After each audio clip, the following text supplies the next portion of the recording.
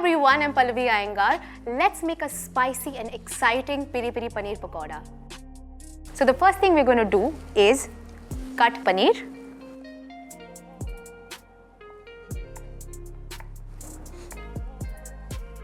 And now let's make the batter. We got the paneer, and for the batter I have some besan, that's gram flour, and to this we're going to add piri piri spice mix.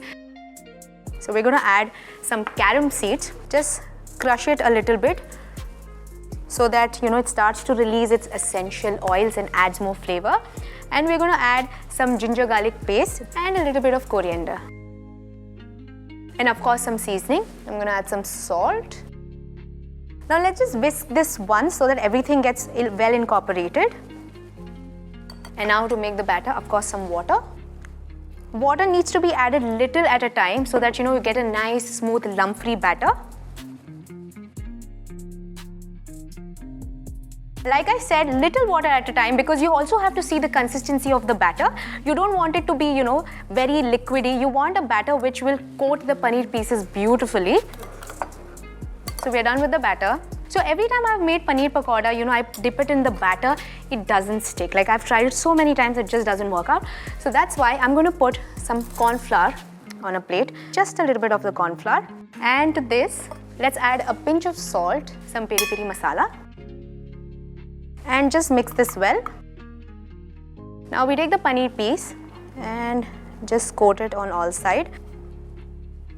So we're just going to ensure that you're coating it well. So we got the paneer pieces, the batter is ready, and I've also kept some oil for heating here because we'll be deep frying it. Now all we do is take individual pieces of paneer, dip it in the batter, coat it well, and gently drop it in the hot oil.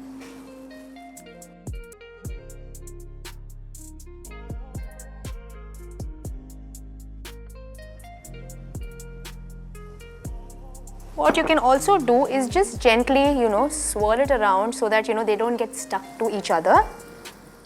Nice. So these are going to take a few more seconds to become nice golden brown and crisp. So as you can see, the pakoras are looking nice and golden brown. Now let's drain them.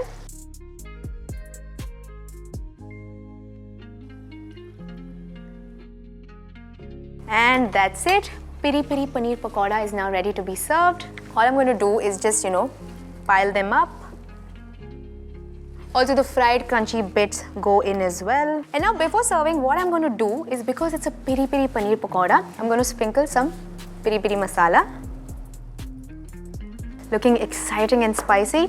So there you have it. Piri piri paneer pakoda is now ready to be served. Do try this recipe and make an exciting pakoda.